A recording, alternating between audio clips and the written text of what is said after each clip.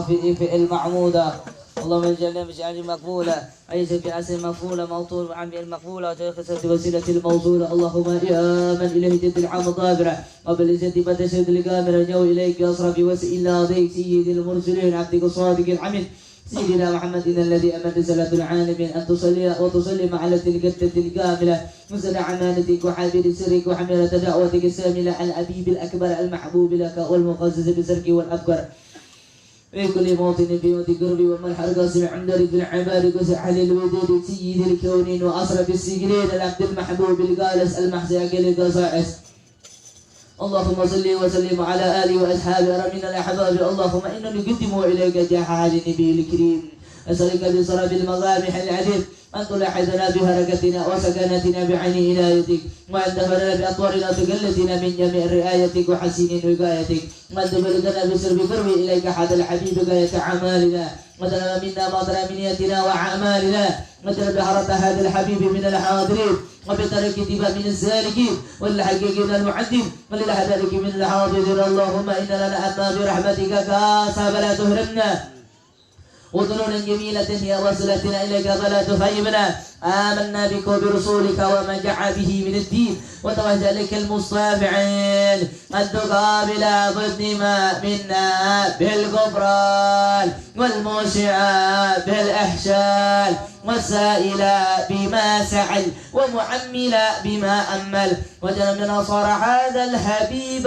وودارا ووله وظهرا وما ببركة يسرد أولادنا وعلى قدرنا وجميع المسلمين والمؤمنين في جميع الجهات وأدمرات الكد المنصورة والإسلام والإيمان بأهل المعمورة معا النصورة وسب اللهم كربة المكروب المكبيدين المضين وغذل المذنبين وتكوب توبة التائبين وانصر رحمة على العباد المؤمنين أجمعين واغفر شر المعتدين والظالمين وزل أدلة الحكيم جماني والأقطار وإذهم بتسعى المعادين من المنافقين والكفار وجعلنا يا رب بالاستهسين من جميع البلايا وجعلنا يا رب بالاستهسين من جميع البلايا وجعلنا يا رب بالاستهسين من جميع البلايا وبالحس المكير من الذنوب والخطايا ولنا في عمل بتدخ خدمتك القائمين وإذا توفنا المسلمين مؤمن واحتم لنا منك بخير أزمين وصلي وسلم على هذا الحبيب المحبوب أسامي أرواحي والقلب وعلى آله وصحبه ومن إليه منصب وآخر دعوانا الحمد لله رب العالمين بشر الفاتحة.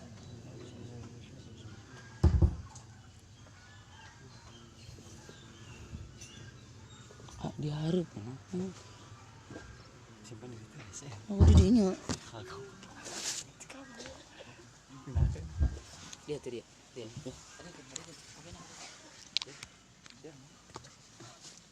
sok eno ayang mah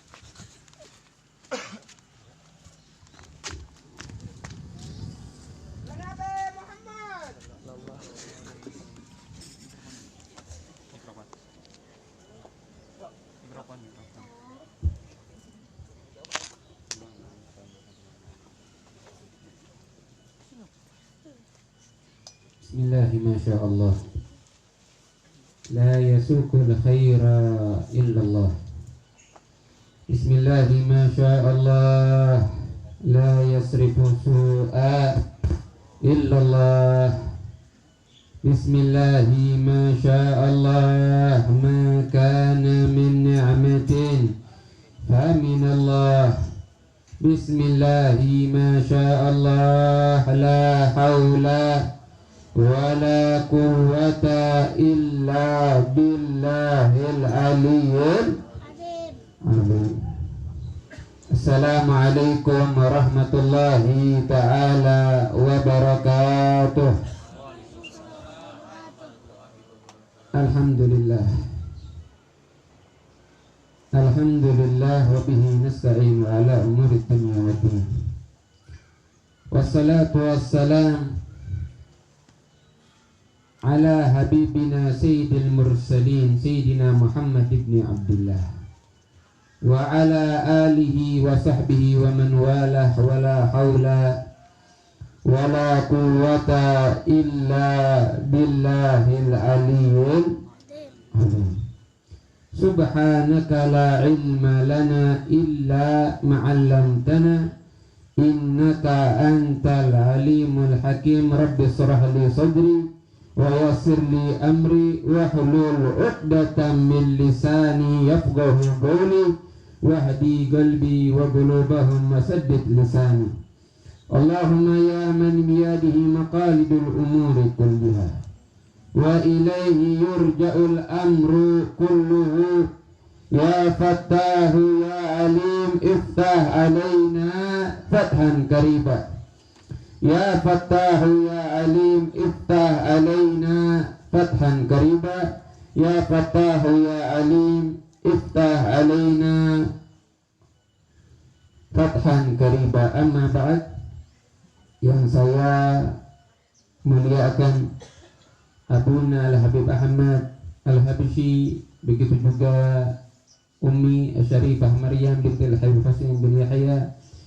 Semoga Allah Subhanahu wa taala selalu menjaganya, menjaga mereka, dan semoga Allah Subhanahu wa taala selalu menaungi mereka dengan ridha dan kasih sayangnya. Amin ya rabbal alamin. Dan seluruh hadirin hadirat kaum muslimin muslimat, dimana pada sore hari ini Allah pertemukan kita dalam pertemuan yang mulia, dalam pertemuan yang agung, dalam pertemuan yang diridhai oleh Allah Subhanahu wa taala insyaallah, dalam pertemuan yang insyaallah mendapatkan pandangan cinta daripada Rasulullah sallallahu alaihi wasallam, dalam sebuah pertemuan yang penuh dengan keberkahan, dalam sebuah pertemuan yang penuh dengan kasih sayangnya Allah Subhanahu wa taala, sehingga tidaklah kita berpisah dari tempat ini kecuali hubungan persaudaraan kita makin kuat. Tidaklah kita berpisah dari tempat ini kecuali hati kita lebih bersih.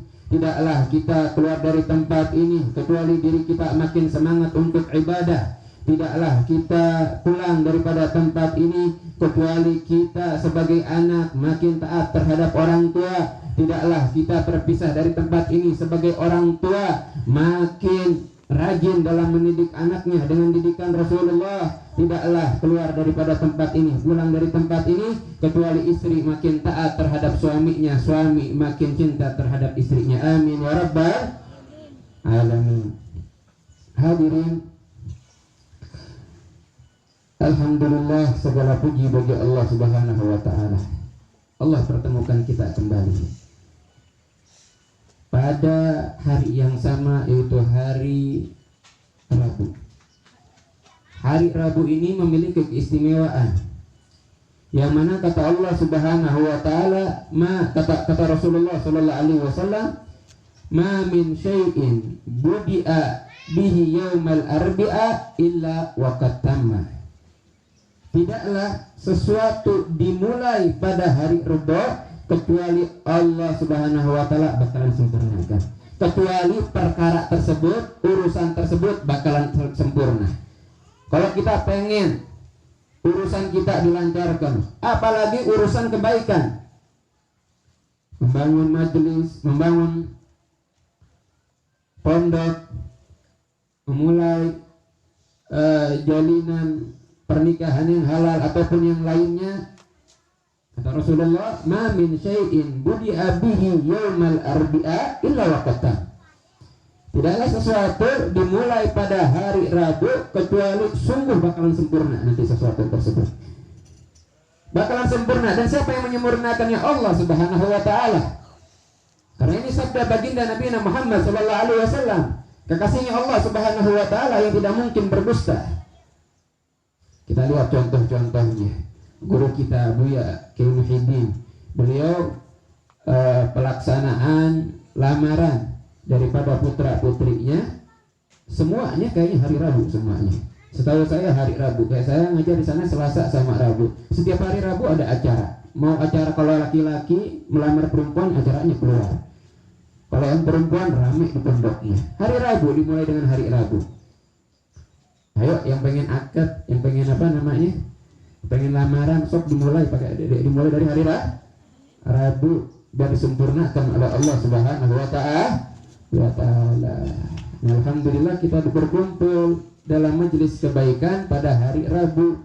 Semoga semua hajat-hajat kita yang mana kita bawa ke tempat ini, kita hadir di tempat ini memiliki banyak hajat, kita hadir dalam majelis ini juga kita mempunyai banyak urusan. Semoga semua urusan kita disempurnakan oleh Allah.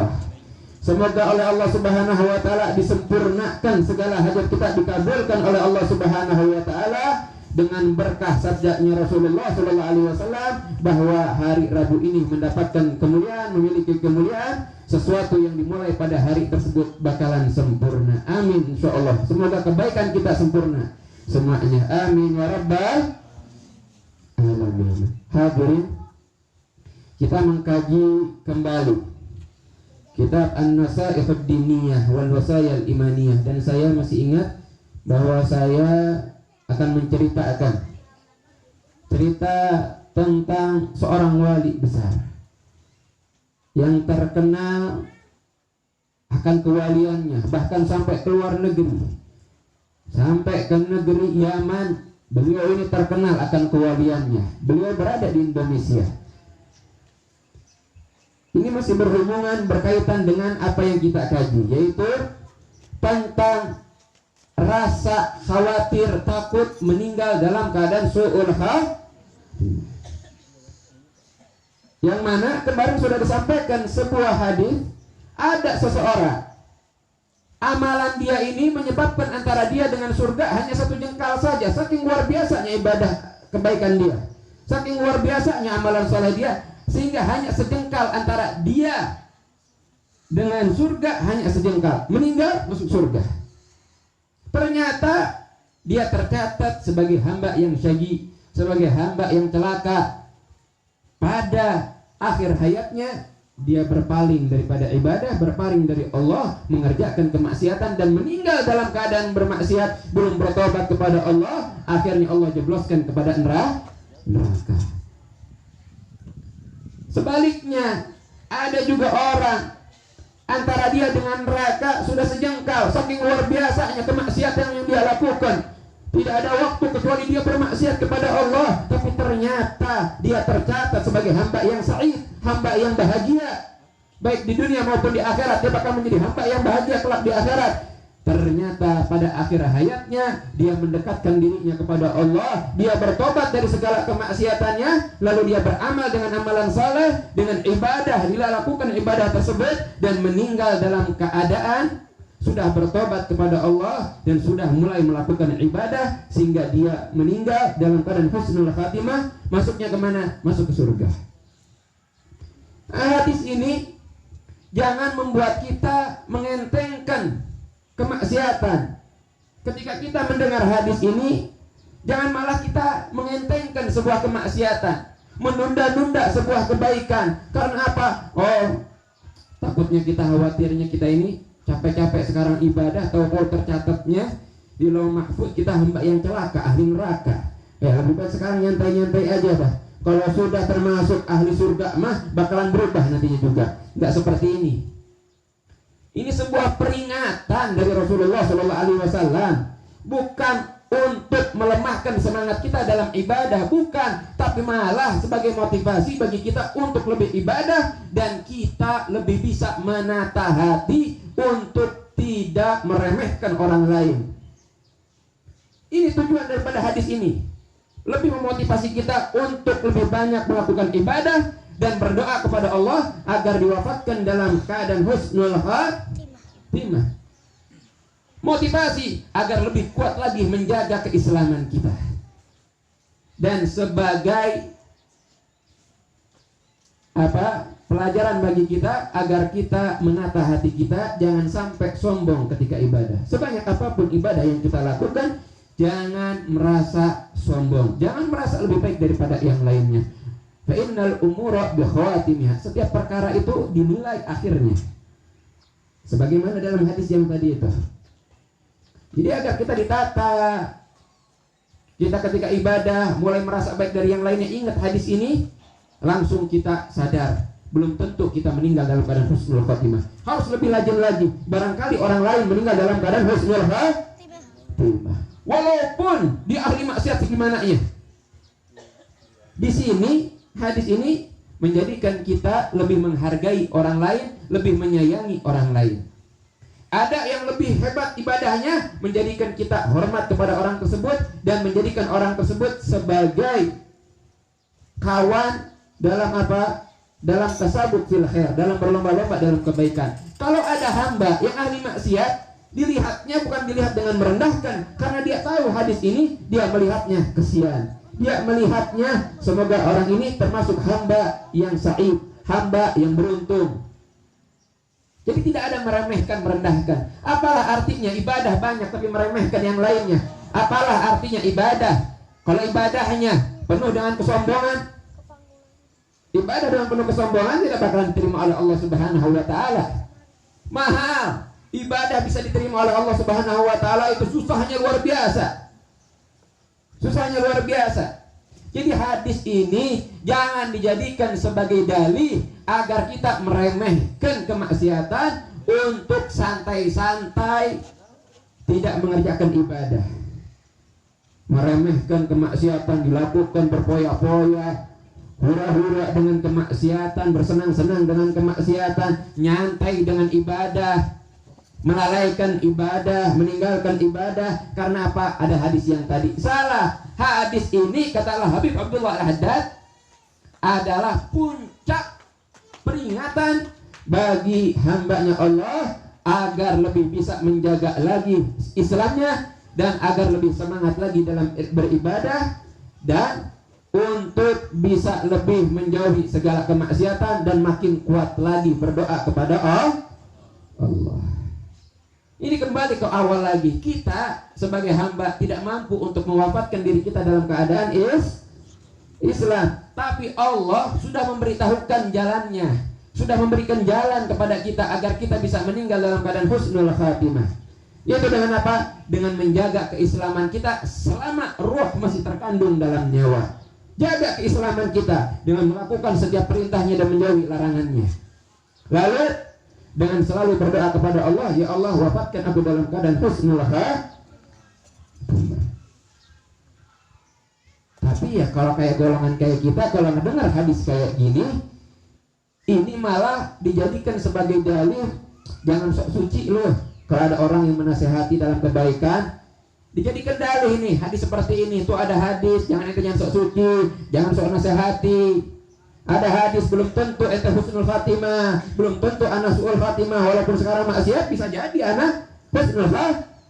Ini hadis ini bukan untuk itu. Tapi kelas-kelas seperti kita ketika mendengar hadis ini malah nyantai-nyantai, tenang-tenang. Beda. Kalau para wali mendengar hadis ini makin takut sama Allah Subhanahu wa taala. Para wali, para solihin, orang-orang saleh mendengar hadis ini makin takut sama Allah. Makin takut. Nah harusnya kalau wali saja, sekelas wali yang ibadahnya Masya Allah, bukan hanya yang wajib, yang sunnah juga dilakukan, mereka merinding, mereka takut ketika mendengar hadis ini. Harusnya kita yang masih asal-asalan ibadahnya, masih sembrono dengan perintah Allah, harus jauh lebih takut sebenarnya. Yang masih terus melakukan kemaksiatan, masih belum bertobat, harusnya lebih takut. Ada contoh seorang wali besar ini di Indonesia, banyak diziarahi sekarang makamnya. Namanya adalah Habib Abdullah bin Muhsin Al-Attas di Bogor. Makamnya di Bogor.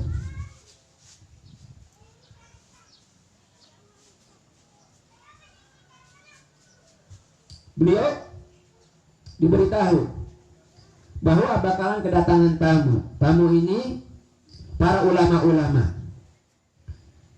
Dan ulama-ulama ini tahu bagaimana sosok Al-Habib Abdullah bin Muhsin Al-Attas.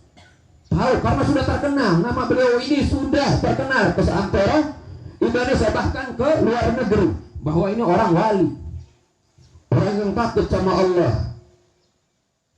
Mereka punya keyakinan yang kuat, punya husnudzan terhadap Al-Habib Abdullah bin Muhsin Al-Attas ini.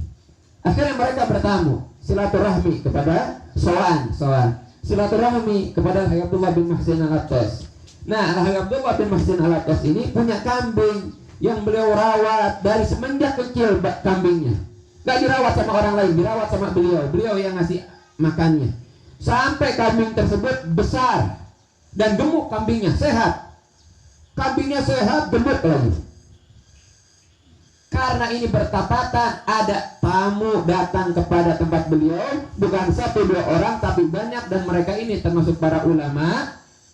Ini kesempatan bagi beliau untuk menggunakan kambing yang sudah dirawat untuk menjamu tamu sebagai bentuk imannya beliau kepada Allah dan kepada hari kiamat. Karena kata Rasulullah, "Man kana yu'minu billahi wal yawmil akhir falyukrim daifahu." Barang siapa yang beriman kepada Allah, beriman kepada hari kiamat, muliakanlah tamu. Punya sesuatu yang dikeluarkan, jangan yang paling nggak enak, yang nggak kita sukai keluarkan, yang enak mah simpan. Kurang bisa memuliakan tamu kayak gini nih. Kurang bisa memuliakan tamu. Oh, ada tamu, umpetkan. Kita kelas kita kayak gitu. Alhamdulillah bin Masjid al-Atas. Ada tamu, kambing yang sudah dirawat, ya, sampai gemuk. Beliau malah senang, ini waktunya untuk disembelih, untuk disediakan bagi tamu ini. Senang, bukan sedih kambingnya bakalan disembelih, bukan untuk dirinya. Oh eman ya, sayang ya, kambing sudah saya rawat-rawat dimakannya sama tamu. Enggak, malah bangga, senang, semangat beliau untuk menyembelih kambingnya. Kalau kita ada tamu, aduh ada tamu terus ya tamu, malas ada tamu. Padahal tamu itu pembawa rezeki. Tamu pulang dari rumah, dia membawa dosa-dosa kita. Maksudnya apa? Ketika kita pulang, ketika seorang tamu pulang dari rumah tersebut, dosa-dosa sahibul baitnya, orang yang memiliki rumahnya, diampuni oleh Allah Subhanahu wa ta'ala. Rezeki dan sebagai penggugur dosa juga rumah tersebut. Orang kalau banyak tamunya nggak bakalan kekurangan. Coba deh, apalagi sampai memuliakan tamunya. Sampai memuliakan tamunya. Saya punya guru Al-Habib Zain bin Hasan Baharun, kalau sudah ada tamu apalagi sampai luar negeri, segalanya dikeluarkan udah. Apa yang nggak ada dibeli sama beliau. Tapi ingat, harus kita ketahui, kalau kita sebagai tamu, lalu kita datang ke rumah seseorang, tahu-tahu cuma disuguhin air putih, tahu-tahu cuma disuguhin cuma makanan biasa. Oh, ini mah orang nggak bisa memuliakan tamu. Jangan sampai ada perasaan seperti itu.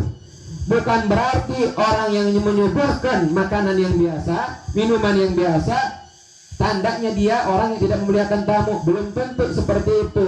Dan belum tentu juga kalau bertamu sama orang kaya, makanannya enak, belum tentu dia memuliakan tamu.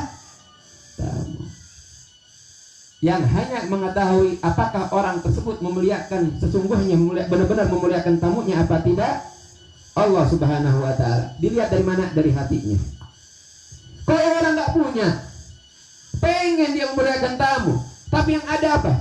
Ya hanya ada di rumahnya air putih, ya disuguhkan, tapi dia senang menyambut tamu dengan senang, dengan senyum, nggak merasa risih dengan tamunya.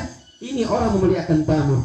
Orang kaya segala punya, ada tamu dikeluarkan tapi ngerasa risih. Ini orang nggak memuliakan tamu seperti ini. Jadi tolak ukurnya orang memuliakan tamu apa tidak dari hatinya. Apakah dia bangga, senang ketika ada tamu datang, atau dia malah risih ketika ada tamu datang. Tolak ukurnya di situ. Dan urusan hati ini urusan Allah Subhanahu wa ta'ala.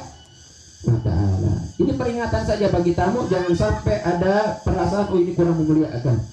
Lalu kita sendiri sebagai tamu, apakah ketika tamu datang ke rumah kita, sampai batas mana kita bisa memuliakan tamu? Jadi tolak ukurnya bukan apa yang dihidangkan, tapi tolak ukurnya bagaimana orang tersebut hatinya ketika kedatangan tamu. Apakah bahagia, senang, bangga, atau merasa risih? Sumpah, kalau senang, semangat. Sedih ketika cuman adanya segini, ya Allah sedih, cuman apalagi kita punyanya cuman ini. Ini orang memuliakan tamu ini. Kaya tapi ada tamu risih. Ada tamu risih, nggak suka kalau ada tamu. Malah seakan-akan gerak-geriknya dia menghinakan tamu tersebut, kayak meremehkan tamu tersebut. Oh ini tamu mah kayak pengen ada anginnya kayak ke rumah ada pengennya ke rumah, butuh sesuatu, makanya dia bertamu ke sini. Wah udah pikirannya sudah udang kemana-mana. Ini kayak gini tidak memuliakan tamu. Jadi ingat, memuliakan tamu itu tolak ukurnya bukan dilihat dari hidangannya, karena masalah hidangan itu tergantung kemampuan sang pemilik rumah. Masa orang biasa alhamdulillah dapat 50.000 dalam sehari, kudu ngejamu dengan kambing, dengan ayam dan yang lain-lainnya? Ya nggak bisa seperti itu. Tolak ukurnya bukan di situ, tapi tolak ukurnya dari hati dia. Nah ini adalah Habib Abdullah bin Muhsin Al-Attas. Ketika ada kedatangan tamu, beliau senang menyuruh pembantu beliau untuk menyembelih kambing kesayangannya yang sudah dirawat sampai besar, sampai gemuk, sampai sehat. Karena apa? Mau kedatangan tamu nih, buat tamu. Udah dirawat, dikasih makan, ya. Dimakannya buat siapa? Buat tamu, bukan buat beliau. Tapi beliau senang. Ini malah kesempatan, waktu yang tepat untuk menyembelih kambingnya. Disuruhlah pembantunya sembelih kambingnya. Yang lalu nanti masak, hidangkan bagi tamu saya. Baru beberapa menit pembantunya ke belakang. Baru beberapa menit datang lagi. Setelah beberapa saat, 15 menit atau lebih, balik lagi pembantunya datang kepada Al-Habib Abdullah bin Muhsin Al-Attas yang sedang berbincang-bincang dengan tamunya sambil gemetar, gelagapan, gak bisa ngomong, gagap, mau ngomong gagap, kaku mau ngomong, gemetar, sampai ditegur sama Al-Habib Abdullah bin Muhsin Al-Attas. Kenapa ente ini, kenapa? Kenapa kok nangis? Apa kata pembantunya? Pembantunya bilang sambil gemetaran, sambil gagap, beliau mengatakan, ya Syekh, ya Habib, kambing saya sudah coba untuk menyembelih, ternyata saya salah cara menyembelihnya sehingga menjadi bangkai Habib. Habib langsung terdiam. Habib Abdul Muhsin langsung terdiam. Mendengar kambing yang sudah dirawat dengan baik oleh beliau, sudah waktunya yang tepat untuk dihidangkan bagi tamunya, ternyata jadi bangkai, gak bisa dimakan, gak bisa dihidangkan. Diam beliau, memerah mukanya, langsung menangis, bercucuran air matanya, menangis sejadi-jadinya. Kaget ini. Tamu ini yang punya keyakinan besar bahwa beliau ini Al-Habib ini wali, kok kaget? Cuman kambingnya menjadi bangkai, kok sampai nangis sejadi-jadinya? Kok hubud dunia sih? Yang katanya terkenal wali, kok hubud dunia, cinta dunia, nangis gara-gara kambingnya sudah menjadi bangkai. Akhirnya dalam keadaan nangis, sama tamu-tamunya bilang kepada Al-Habib Abdullah bin Muhsin, Habib, antum gak usah nangis lagi Habib, antum gak usah sedih Habib, antum gak usah sedih lagi Habib. Saya belikan ya Habib kambing yang jumlahnya lebih banyak dari ini Habib, beberapa kambing, dan saya cari kambing yang jauh lebih besar daripada ini, yang jauh lebih besar daripada kambing antum yang menjadi bangkai tersebut. Jangan sedih lagi Habib, jangan nangis lagi Habib. Ini orang tersebut ngomong sambil dalam hatinya perasaan, Habib ini kok kayak gini ya, di luar ekspektasi. Di pikirannya ekspektasinya nih Habib wali, ketika bertamu sama beliau bakalan mengingatkan dia kepada akhirat. Ternyata ketika bertamu sama beliau malah melihat ternyata perilakunya mencerminkan cinta dunia. Ketika Al-Habib Abdullah bin Muhsin Al-Attas ini mendengar perkataan tamunya, jangan menangis Habib, jangan sedih Habib, saya bakalan belikan Habib kambing lagi yang lebih besar, yang lebih sehat, bukan satu, lebih daripada satu Habib. Al-Habib dalam keadaan nangis bilang apa? Bukan itu yang saya sedihkan, bukan itu yang bikin saya nangis, bukan itu. Yang saya nangisi adalah nasib saya. Yang saya nangisi bagaimana kondisi saya ketika akhir hayat saya. Ketahui, tuh kambing saya rawat, saya jaga dari mulai kecil, saya yang memberi makan sampai sehat, sehingga ketika kalian mau datang, saya mengira ini waktu yang tepat untuk menyembelihnya sehingga dihidangkan bagi kalian sebagai bentuk iman saya kepada Allah dan hari kiamat. Ternyata tidak bisa dihidangkan, menjadi bangkai. Saya ingat bagaimana nasib saya. Saya rawat diri saya dengan menjauhi maksiat. Saya rawat diri saya dengan mengamalkan amalan saleh. Saya rawat diri saya dengan ibadah. Saya rawat hati saya untuk tidak suudzon terhadap manusia. Saya rawat hati saya daripada hasud, dengki, riya dan yang lain-lainnya. Saya khawatirkan nasib saya sama dengan kambing tersebut. Allah. Saya khawatirkan saya yang begitu luar biasa. Saya sudah merawat diri saya, ternyata saya meninggal dalam keadaan su'ul khatimah. Itu yang saya khawatirkan, itu yang saya takutkan. Tidak pernah terbayang oleh saya kambing tersebut bakal menjadi bangkai. Tidak pernah. Sekarang saya sadar bagaimana nasib saya ketika akhir. Itulah yang saya takutkan.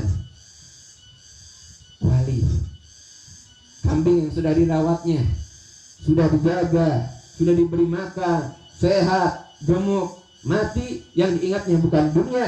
Ternyata apa yang dipikirkan oleh para tamunya datang ke tempat itu agar tambah ingat ke akhirat terjadi saat itu. Nangis para tamunya. Mereka mendapatkan apa yang mereka niatkan ketika akan datang kepada Abdullah bin Muhsin Abdullah bin Muhsin Al-Attas. Pengen ziarah biar tambah ingat sama Allah. Ternyata dengan kejadian tersebut tambah ingat sama Allah, tambah takut sama Allah Subhanahu wa ta'ala. Mun kita kumaha lah, mun kita pasti amuk-amukan, ambek-ambekan sama pembantunya. Kumaha, ya teh kumaha, udah dah. Terus wae mangkal ngambek 3 hari 3 malam gak selesai ngambekna. Ya, Abdullah bin Muhsin Al-Attas tidak seperti itu. Beliau seorang wali. Apa yang beliau pikirkan hanya akhirat. Ini sosok-sosok seperti beliau ini yang hanya dalam pikiran dan hatinya hanya akhirat, nggak ada yang lain. Sampai kalau ada kejadian sekecil apapun, apalagi kejadian besar ini, bagi beliau ini kejadian besar. Orang wali yang takut sama Allah, kejadian kecil itu dijadikan renungan untuk akhiratnya, apalagi kejadian besar. Bagi beliau ini kejadian besar. Kambing yang sudah dirawat, waktunya dihidangkan, waktunya disembelih, jadi bangkai, tidak bisa digunakan, tidak bisa dimakan.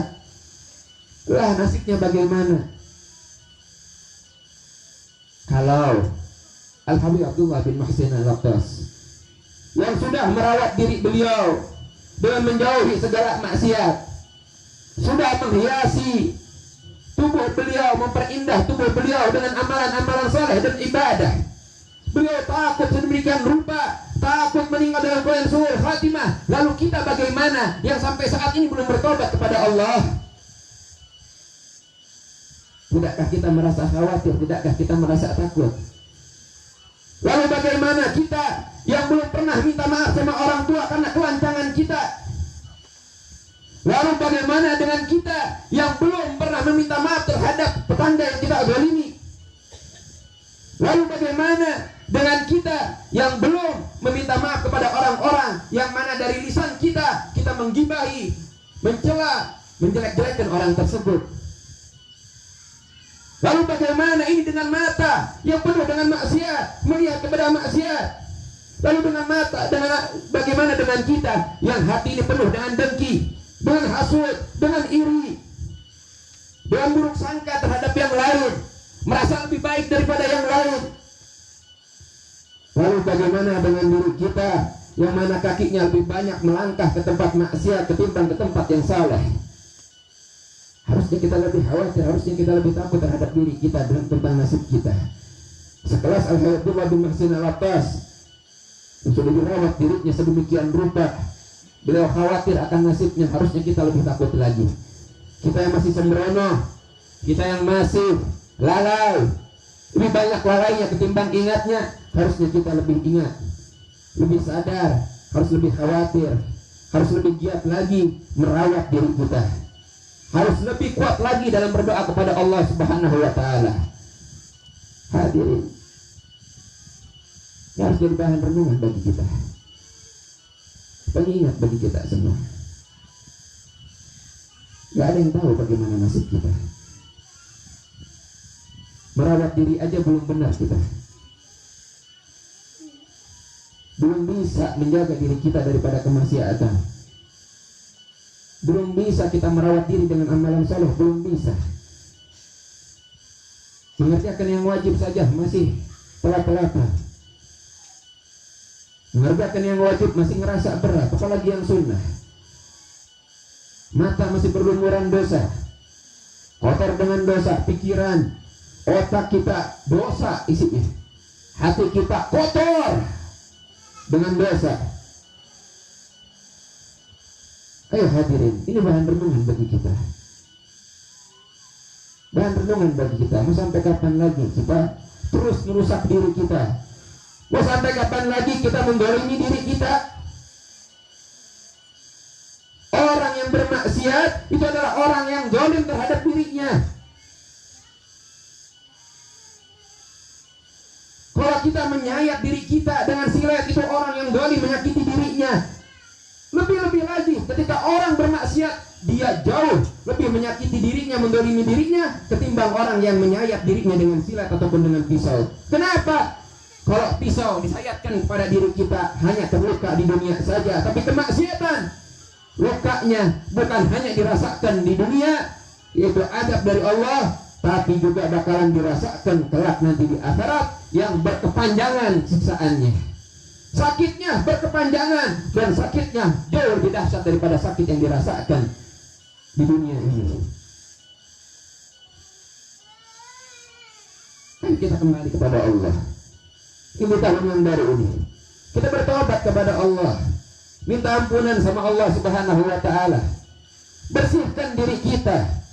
Ayo mulai dari sekarang kita bertekad, sekaranglah waktunya kita memperbaiki diri. Sekaranglah kita untuk lebih ingat lagi, lebih menjaga diri lagi, lebih merawat diri lagi dengan amalan saleh. Bersihkan kotoran kita, kotoran-kotoran dosa ini bersihkan saat ini juga dengan taubat dan penyesalan kepada Allah. Teteskan air mata sebagai bentuk penyesalan kita kepada Allah. Lalu jaga jangan sampai terkotori kembali dengan kemaksiatan. Lalu rawat dengan amalan saleh sehingga semerbak, harum, wangi, bersih, sehingga bertemu dengan Allah Subhanahu wa Ta'ala ketika meninggal dalam keadaan yang bersih, harum, mendapatkan syafaat baginda Nabi Muhammad sallallahu alaihi wasallam dan pantas untuk menghidup surganya Allah Subhanahu wa Ta'ala. Orang yang masuk surganya Allah tidak ada yang kotor, semuanya bersih dan harum. Dan kita tidak tahu kapan kita wafat. Ayo kita bersihkan semua kotoran diri kita ini dalam tahun yang baru. Dan adanya masuknya tahun yang baru, kita harusnya sadar bahwa ternyata waktu sudah berlewat, waktu sudah berlalu. Makin dekat diri kita kepada ajal, makin dekat diri kita kepada kematian. Sudah berapa hari, berapa ratus hari, berapa ribu hari yang kita lewati. Lalu sebanyak apa kita ingat kepada Allah, sebanyak apa kita ibadah kepada Allah. Ini harus kita camkan, harus kita ingat. Ya Allah, biha ya Allah, biha ya Allah, bihusnul khatimah. Semoga Allah memberikan kita semuanya husnul khatimah. Dan semoga Allah Subhanahu wa Ta'ala pada tahun yang baru ini, Allah Subhanahu wa Ta'ala memberikan kita taubatan nasuha. Semoga Allah Subhanahu wa Ta'ala menggetarkan hati kita untuk menyesal senyesal-nyesalnya akan setiap kemaksiatan, dosa yang pernah kita lakukan. Semoga Allah menerima taubat kita, semoga Allah mengampuni kita, semoga Allah membersihkan segala dosa kita, semoga Allah membersihkan, mensucikan tubuh kita dari segala kotoran kemaksiatan, dan semoga Allah Subhanahu wa Ta'ala memberikan kita taufik untuk bisa merawat diri kita dengan amalan-amalan saleh. Dan semoga Allah memberikan kekuatan kepada kita agar kita mampu menjaga diri kita dari segala kemaksiatan dan dosa. Amin ya rabbal alamin. Ayo tahun yang baru menjadi titik balik kita menuju ke kemuliaan. Bersihkan diri kita, ayo rawat diri kita, ayo jaga diri kita. Hakala insyaallah. Inilah perbedaan antara kita dengan para wali. Dari sini perbedaan kita. Kalau mau tahu bedanya kita dengan wali, lihat di sini aja di kisah ini. Bayangkan bagaimana kalau kita yang posisinya di posisi Al-Habib Abdullah bin Muhsin Al-Attas, apa yang kita lakukan? Tidak mungkin bakalan kebayang apa yang dipikirkan pada Al-Habib Abdullah bin Muhsin Al-Attas.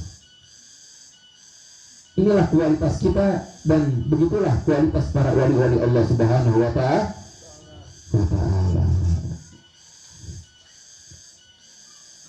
Jangan pernah merasa aman. Hadis yang tadi, ingat, bukan untuk kita merasa aman, bukan untuk kita malah nyantai-nyantai, bukan untuk kita malah tenang-tenang saja dengan kemaksiatan, tapi hadis tadi malah untuk peringatan keras bagi kita semuanya agar lebih menjaga keislaman kita dan lebih kuat lagi berdoa kepada Allah Subhanahu wa Ta'ala, karena sudah ada peringatan keras, wallahi ma amina ahadun ala dini an yuslaba illa sulib, demi Allah. Kalau tidaklah seseorang merasa aman, agamanya tidak bakalan dicabut, sehingga dia meremehkan syariatnya, meremehkan setiap peraturan dalam agamanya, meremehkan perintahnya, segala yang dilarang dilakukan, illa sulib, kecuali imannya, Islamnya bakalan dicabut dari dia. Yang merasa aman akhirnya meremehkan, yang merasa aman akhirnya sembrono, yang seperti ini bakalan dicabut keimanan dan Islamnya, agamanya bakalan dicabut dari dirinya, sehingga meninggal dalam keadaan su'ul khatimah. Waliya'udzubillah min dzalik. Semoga Allah melindungi kita daripada su'ul khatimah. Nah, cukup sekian dari saya. Insya Allah kita lanjutkan kembali rutinan di Masjid Al-Ikhlas di bawah. Saya bakalan menjelaskan tentang 10 Muharram, tentang Asyura dan segala fadilah-fadilah dan amalan-amalan yang bisa dilakukan pada bulan Asyura. Yang mana Asyura ini hanya setahun sekali, belum tentu kita bakalan sampai kepada Asyura. Asyura itu 10 Muharram, bertepatan jatuh pada hari Sabtu. Insya Allah di Masjid Al-Ikhlas saya bakalan sampaikan tentang keutamaan hari Asyura Muharram, kemudian fadilah-fadilah yang bisa didapatkan pada hari Asyura 10 Muharram, dan amalan-amalan apa saja yang bisa kita amalkan pada hari Asyura yang bisa mengundang anugerah-anugerah besar melimpah dari Allah Subhanahu wa Ta'ala.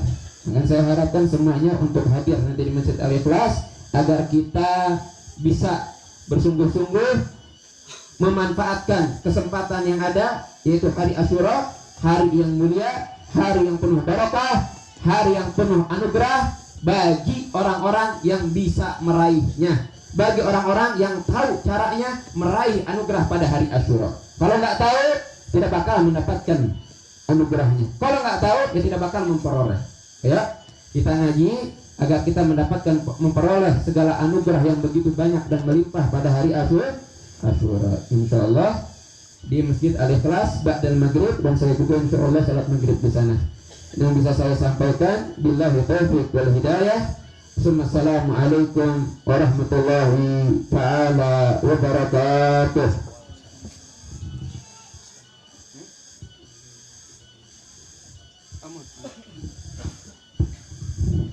Assalamualaikum warahmatullahi wabarakatuh. Nah, sebelum kita meninggalkan tempat ini, minta waktunya sebentar, yang mana saya atas nama panitia peringatan perayaan 10 Muharram yang diadakan oleh Yayasan Al-Barokah yang beralamat di Dusun Bojong Rancamulya RW 4 akan mengadakan yaitu santunan anak yatim untuk 100 anak yatim yang berada di Desa Rancamulya, dan alhamdulillah sudah disambung oleh tabligh Islamiyah, tabligh akbar yang akan disampaikan oleh guru kita semua Al-Habib Abdillah bin Faqih, yang waktunya yaitu hari Jumat atau malam Sabtu pada Isya di Masjid Al-Barokah atau Yayasan Al-Barokah yang beralamat di Desa Rancamulya, Bojong Rancamulya.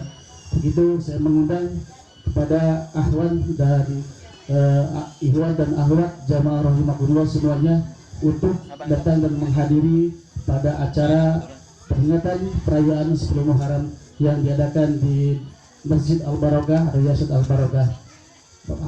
Terima kasih. Wassalamualaikum warahmatullahi wabarakatuh. Waalaikumsalam warahmatullahi wabarakatuh.